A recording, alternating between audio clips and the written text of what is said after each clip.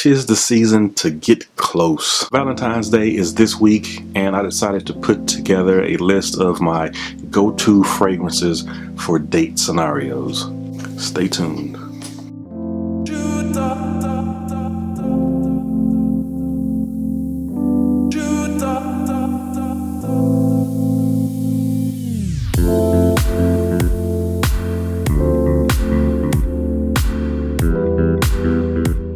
Without much hesitation, let's just get into it. Coming in at number 10 is a fragrance that probably would be higher. The only reason it's at number 10 is because it's discontinued and a little hard to find. But if you can get your hands on it, it's worth the purchase. And that is Velvet from the House of Commodity.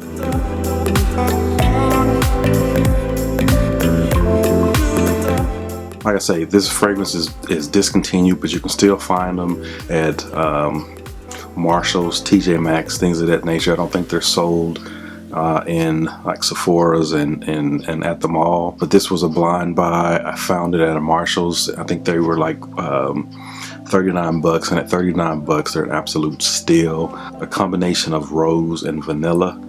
Don't let the fact that rose is in it make you think that it's like feminine or leans feminine. It's technically a unisex fragrance, but it's probably the most masculine rose you're gonna find. It comes across velvet. Think velvet blazer with this one. Again, discontinued, but worth the purchase if you can find it. And that is Velvet from the House of Commodity. Now, number 9 is probably one of the more popular fragrances on this list, and it's from Dolce Gabbana, and it's called The One.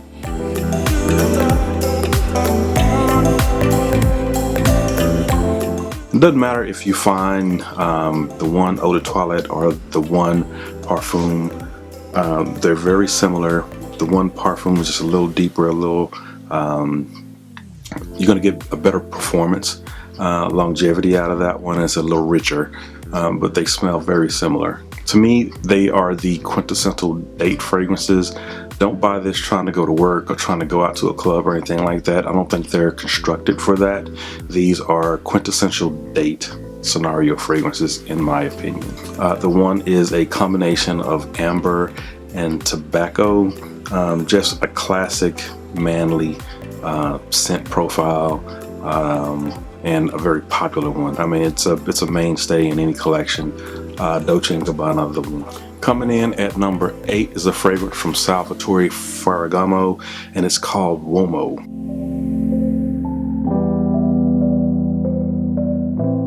Now, this is going to be for the person who has a very, I would say, a sweet tooth. It's a very sweet fragrance, and Broxen heavy, which helps the performance. This smells like, it literally smells like a dessert. And what better occasion to smell like a dessert than date night? Salvatore Ferragamo, Homme. Now, coming in at number 7 is a fragrance from the house of John Varvatos, and it's called Vintage.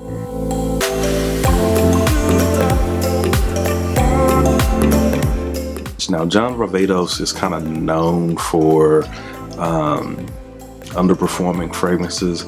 I would say they're mostly date specific fragrances for myself. You never hear people talk bad about the smell. It's always the performance. This one's not going to change that. Very close to you, spicy tobacco fragrance. Can come across a little on the mature side, but the smell is amazing. What it smells like is a spicy tobacco on a bed of a smooth suede. Just a very smooth, elegant, subtle type fragrance. To me, this is what I wear like a Netflix type night, where you're staying in, you're just not necessarily going out anywhere, and so she's going to be really close. This is a perfect fragrance for that scenario. John Varvatos Vintage. Now this next fragrance is just the opposite of that. If you're going out, this would be better suited for that, and it's from Jean Paul Gaultier, and it's called Autrement.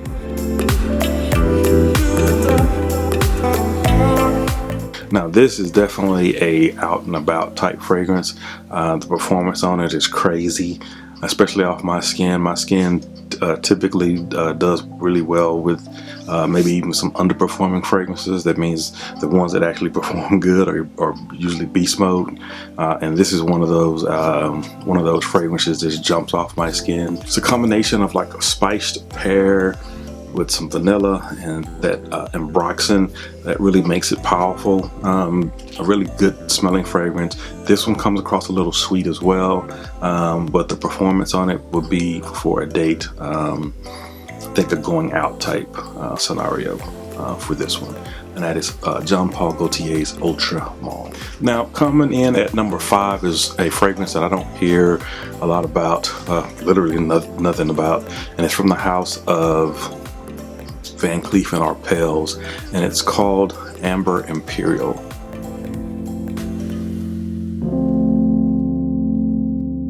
Now, I've been on an amber kick for like the last 2 years. Love the note of amber, finding fragrances that feature that note, and this is one of my favorites that feature that note. It's a beautifully crafted amber. Comes across a lot like something from the Dior Homme line. If those fragrances, if you're familiar with those fragrances, and maybe they're a little too sweet for you, or a little too middle of the road, unisex, this one to me is a little more masculine. Even though it is a unisex, classified as a unisex fragrance, this one is a little more masculine to me than those. That's from Van Cleef Arpels Amber Imperial. Now at number 4 is another mainstay. If you follow any YouTuber, read any reviews about the best fragrance for men, you probably ran across this one, and it's called Dior Homme Intense.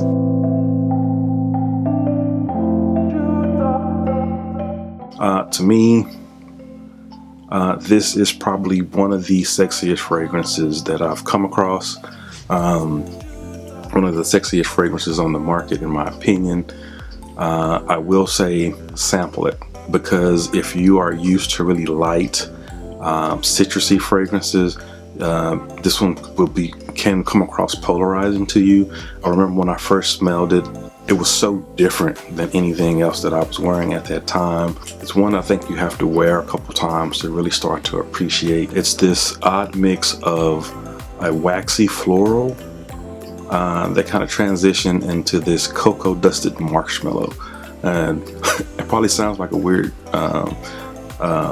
combination of notes, but they just work really well and come across very smooth, elegant, and like I said, sexy.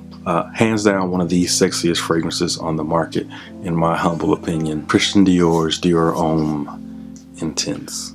Coming in at number 3 may be the most expensive fragrance on this list, and in my opinion worth every penny, and it's from the house of Guerlain, and it's called Tonka Imperial.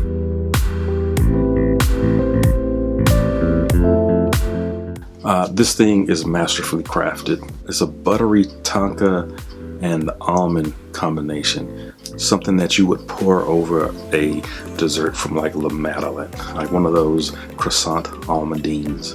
It's sweet, nutty, buttery, comes across really beautiful, and that's why Guerlain can charge crazy amounts of money for it. Guerlain Tonka Imperial. Now coming in at number 2 is slowly climbing the list of one of my all-time favorite fragrances, and that's saying a lot, and it's from the house of Robert Graham, and it's called Fortitude.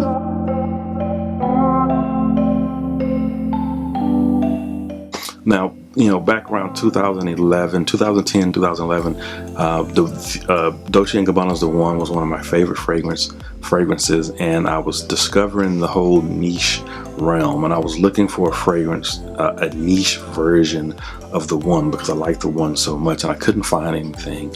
Lo and behold, I think this would have suited. I bought a sample of this online, and I was testing it out. My wife walked by and she was like, well, that must be niche. Technically they're a designer brand, but this fragrance to me is niche quality. It just smells opulent. The performance on it is through the roof.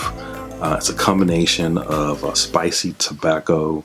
Doesn't say it has any vanilla in it, but the tonka bean sweetness in this kind of comes across like vanilla and amber. Just a beautiful fragrance, and it's just right up my alley.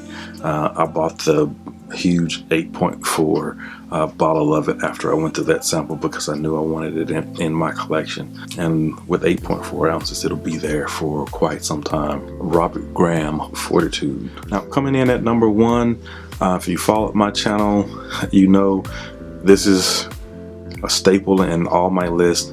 I said this was probably the best fragrance I've ever smelled. I don't think I've smelled anything to this point that smells better than this, and it's from the House of Frapan, and it's called 1270.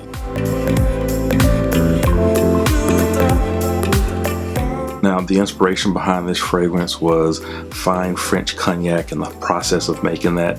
So it smells like cognac. It smells like the woody barrels that it was aged in. It even has some of the soil that the grapes were grown in. Just a masterfully, very artisanal take to me on fragrance, and the smell does not disappoint. Now, those are my go-to fragrances for date scenarios. Let me know what you guys are wearing on Valentine's Day down in the comments, and I will see you guys in the next one. Peace.